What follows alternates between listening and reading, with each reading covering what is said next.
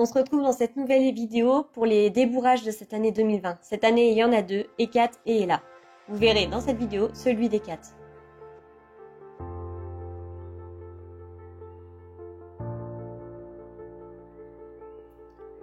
Alors pour tout travail, avec n'importe quel cheval, je commence évidemment par une détente.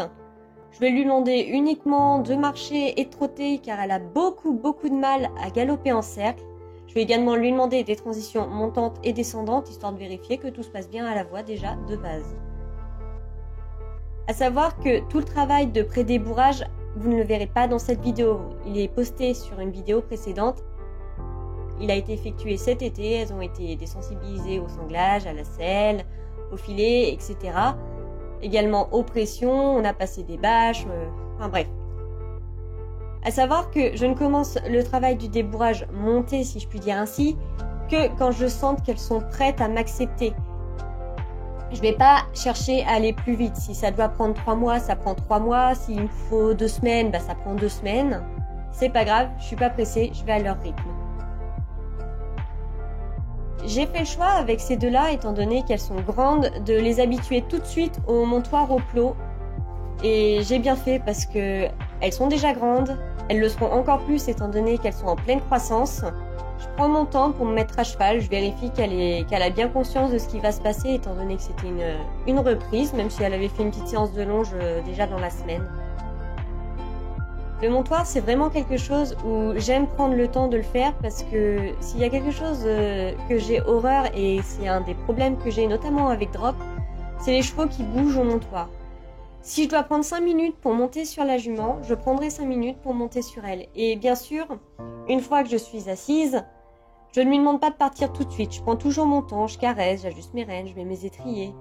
Je vérifie plein de trucs. S'il faut, avec Folie, ce que j'avais fait, c'est même on s'arrêtait, puis je restais 5 minutes arrêtée, une fois assise dessus, à discuter.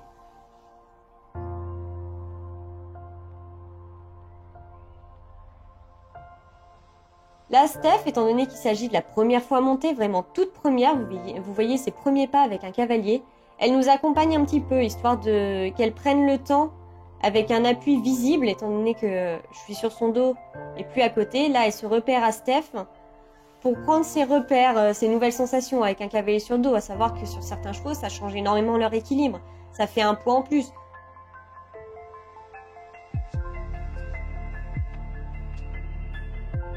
Ensuite, petit à petit, Steph va s'éloigner et nous lancer sur un cercle, toujours en accompagnant légèrement le mouvement. On va passer quelques transitions, ça va être surtout le travail. Début des transitions, je vais essayer de gérer ça au plus possible avec mon poids du corps et le moins possible avec ma main. Le but, c'est d'avoir des poneys attentifs à ce que je demande avec mon corps et à la limite, à ce que ma main ne serve à rien. Elle a uniquement à gérer la direction et encore, plus tard, je travaille à avoir une direction avec les jambes et le poids du corps. Là que je pouvais l'aider, on a un petit peu forcé le galop parce qu'on voulait quand même voir un petit peu ce qu'elle donnait. On l'avait quasiment pas vu galoper depuis qu'elle était au travail. Sur la deuxième séance, ça s'est passé, allez, on va dire une semaine après. On fait rarement plus d'une séance par semaine, voire max 2. Le montoir avait un chouille plus difficile. On s'y est repris en 2 fois. Vous voyez que j'ai déplacé le plot. Et là, elle va rebouger, mais c'est pas très grave. À savoir qu'on est passé d'une semaine de tempête à une semaine de grand soleil avec des grandes températures. Donc je pense qu'elle était un petit peu joyeuse. Bon, rien de méchant. Donc pareil, je prends le temps, je caresse, je prends mes rênes, on papote avec Steph. Et puis cette fois, c'est moi qui la lance sur le cercle. Steph ne va pas nous accompagner, on part directement. J'essaye petit à petit dans mes débourrages d'enlever une étape par une étape quand ça se passe bien. Quand ça se passe bien, bien sûr. Quand ça se passe mal, on répète l'étape jusqu'à ce que ça coule, que ce soit facile. Cette fois, on va lui demander de rester vraiment sur le cercle et de travailler vraiment juste les transitions montantes et descendantes. On a eu un petit souci sur cette séance, c'est que à droite de l'écran, là, vous voyez pas parce que c'est pas dans le cadre. Il y a la porte de la carrière et Hécate avait un malin plaisir à nous tirer vers la porte de la carrière sur cette séance. Ça aurait été sa seule et unique bêtise au débourrage. Enfin, si la première séance, on aurait eu 2 petits coups de cul, mais vraiment rien de méchant. Donc là, pareil que l'autre fois. On passe des transitions uniquement en me rasseyant. Ça, c'est quelque chose qu'elle a vraiment très bien compris. Il va falloir qu'on le retravaille plus tard d'ailleurs, mais maintenant, Si on est au trot et que je m'assois pour repasser au pas, j'ai même carrément un arrêt sans passer par le pas. Ah, ça, les transitions descendantes, elle les a très très bien comprises. Et Kat, c'est pas une ponette qui est dans le sang, elle est vraiment très plan-plan. Et ça nous va d'ailleurs, hein. On travaillera vraiment sur le galop quand il y en aura besoin, mais le fait qu'elle prenne son temps, qu'elle soit pas stressée, ça nous va très bien. Un débourrage dans le calme, c'est un débourrage réussi pour moi.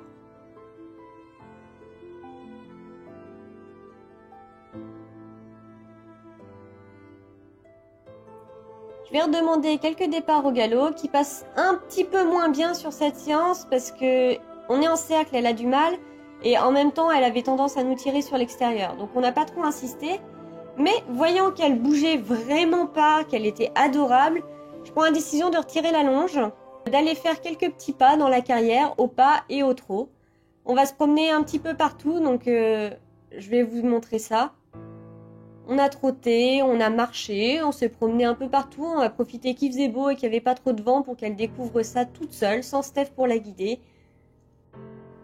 Et pareil, au niveau des arrêts, c'est la même chose, que ce soit pour monter ou pour descendre.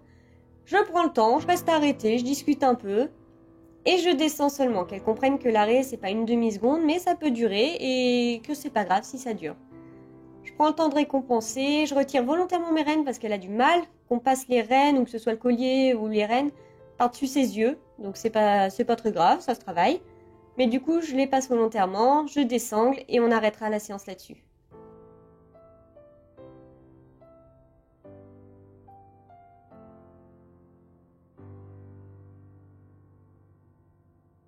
Pour le 3e jour, en voyant que les 2 premières séances étaient tellement bien passées, j'ai décidé d'y aller comme ça, sans longe, directement. Bon, je mets quand même le collier par sécurité, ça reste une jeune, on n'est jamais trop prudent. À savoir que cette séance, je pensais vraiment avoir quelques bêtises, étant donné qu'on est en pleine tempête, il y a du vent, vous pouvez voir que le parc d'obstacles il est chaotique, il y a tout qui est par terre, c'est une catastrophe. Mais elle a été relativement sage, limite poney de balade, quoi. Elle a rien regardé, elle s'est promenée partout. Elle tirait plus vers la porte plutôt, mais par contre elle a tendance à caler, mais ça, autant vous dire qu'ils le font tous à un moment ou à un autre, la porte c'est la sortie, donc on tente, hein, on sait jamais. On a trotté partout, pas de problème. J'ai également continué le travail sur les transitions, qu'elle s'habitue bien, que quand je me rassois, elle ralentisse. Maintenant qu'elle a très bien compris, avancer, revenir, tourner, ça commence à venir pas trop mal. Elle reste au champ, on va lui faire prendre du poids parce qu'on la trouve limite. Et elle va également surtout faire de la longe, on va commencer à la muscler, histoire de la construire petit à petit. Et de la préparer pour les 3 ans montés cette année. J'espère que cette vidéo vous aura plu et je vous dis à la prochaine dans une nouvelle vidéo. Au revoir!